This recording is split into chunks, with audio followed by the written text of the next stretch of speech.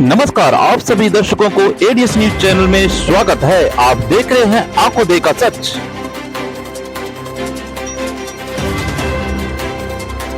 आगे चलो एवं बिहार सरकार के हट जाइए आगे से। बिहार मंत्री आदरणीय डॉक्टर दिलीप जायसवाल जी उपस्थित हैं। अरे हटिए दादा। आप ये अगर शांत हो जाए तो विधिवत तरीके से प्रेस वार्ता शुरू हो। मैं विनम्र निवेदन करता हूँ आदरणीय डॉक्टर दिलीप जायसवाल जी से कि वे आज के प्रेस वार्ता को संबोधित करें।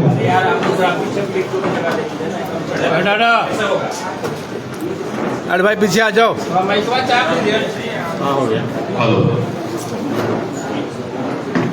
आज के प्रेस वार्ता में आए हुए सभी इलेक्ट्रॉनिक एवं प्रिंट मीडिया के बंधुओं का हम स्वागत करते हैं। जैसा कि आपको पता है, बिहार के करीब 16 जिला में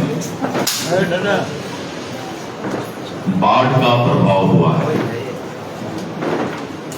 और एकाएक इस विगत एक सप्ताह से जिस तरह से नेपाल के द्वारा भारी मात्रा में पानी छोड़ने का काम किया गया और गंगा के भी जलस्तर में विगत एक सप्ताह पहले बढ़ोतरी हुआ और सब मिलाकर देखें तो करीब 16 जिला बाढ़ से प्रभावित हुआ है। बिहार सरकार का आपदा विभाग, जल संसाधन विभाग, फ्लड फाइटिंग जो हमारी एजेंसी है और भारत सरकार की ओर से एनडीआरएफ की टीम, ये सभी लोग मुस्तैदी के साथ बाढ़ पीड़ितों को राहत देने के लिए और आपदा में जो भी उनको मदद पहुंच सकता है उसके लिए प्रयासरत है। बाढ़ आपदा पता नहीं चल पाता है कि इसका प्रभाव कहां तक होगा और कितना होगा। नेपाल में अगर बहुत ज्यादा बारिश पड़ गया और वहां से ज्यादा पानी अगर डिस्चार्ज हुआ, रिलीज हुआ, तो उसका असर नेपाल के सीमावर्ती जिले पर पड़ता है। और आपने देखा कि अभी सहरसा, सुपौल, मधेपुरा, अररिया, किशनगंज, नवगछिया और अगर उधर से बढ़ते हैं तो कुछ हिस्सा दरभंगा, मिथिला का और पश्चिम चंपारण, पूर्वी चंपारण और इन सब जगह बाढ़ का प्रभाव हुआ है। सरकार अपने स्तर से सभी तरह का मदद कर रही है। मुख्यमंत्री जी लगातार, माननीय नीतीश कुमार जी खुद भी मॉनिटरिंग कर रहे हैं, हवाई सर्वे भी कर रहे हैं और जहां भी कोई अगर कमी है तो किसी तरह का कोताही नहीं किया जाए, ये निर्देश माननीय मुख्यमंत्री जी श्री नीतीश कुमार जी ने दिया है। आज मैं आप लोग को इस मीडिया के माध्यम से बताना चाहता हूं कि जो भी बाढ़ पीड़ित परिवार है उसके साथ राजनीतिक दल के रूप में भारतीय जनता पार्टी उनके दुख के साथ खड़ी है और इसके लिए हम लोगों ने आज ही सुबह एक कमेटी बनाया है जिसमें हमारे सांसद श्री राधा मोहन सिंह जी हैं मोतिहारी के, बेतिया के सांसद डॉक्टर संजय जायसवाल जी हैं, दरभंगा के सांसद गोपाल जी ठाकुर जी हैं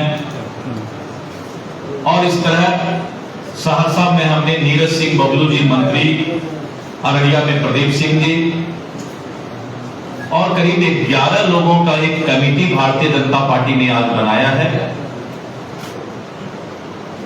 कि हम राजनीति को सिर्फ सत्ता का हथियार नहीं बनाते हैं।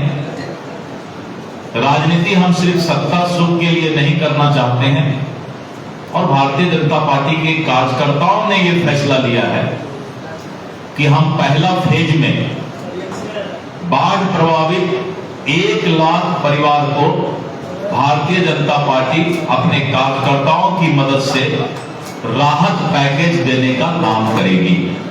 हम उनको राहत सामान पहुंचाएंगे और कल से ये काम मेरा शुरू हो जाएगा।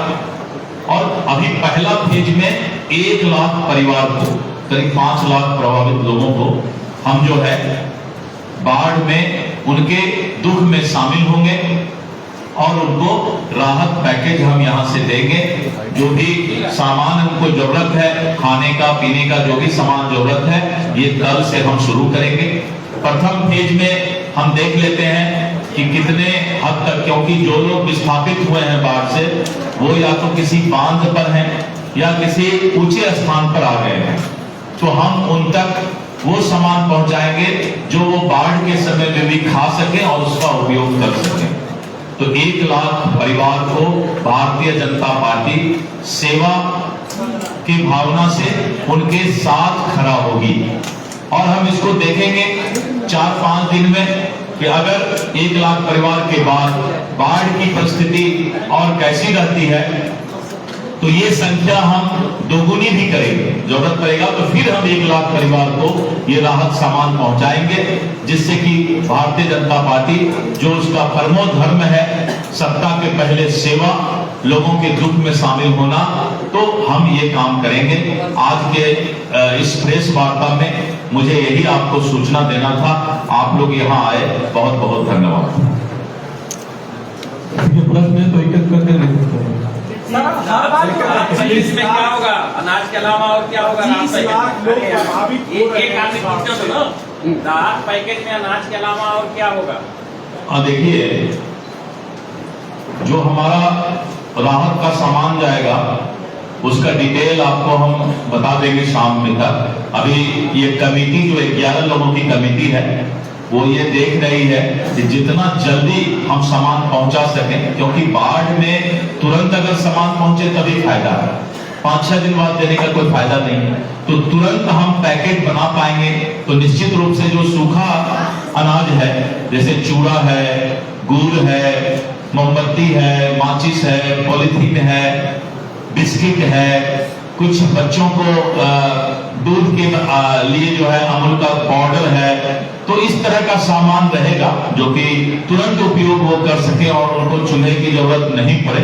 इस बात का हम ध्यान देंगे। काफी वर्ष पहले इसी और राज्य सरकार और केंद्र सरकार के सहयोग से एक बड़ा प्लान कर राहत पहुंचाई गई। अभी जो हम करने जा रहे हैं, ये हमारा कल परसों से शुरुआत होगा और एक पहल है, सेवा का एक पहल है। कोशिश कर रहा हूँ 1 कदम चलने का। मैं कहा कर रहा हूँ कि 10 कदम चलूंगा। भारतीय जनता पार्टी 1 कदम चलने का एक कोशिश कर रही है कि हम सेवा, हमारा परमो धर्म है।